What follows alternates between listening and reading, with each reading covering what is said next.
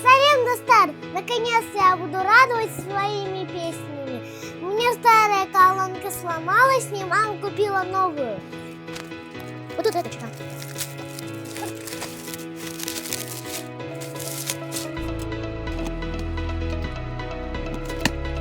Вот у меня какая мама.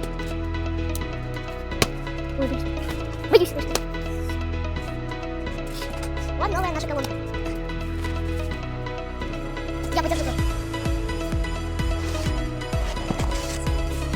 Куда было? Сейчас будет самый главный момент.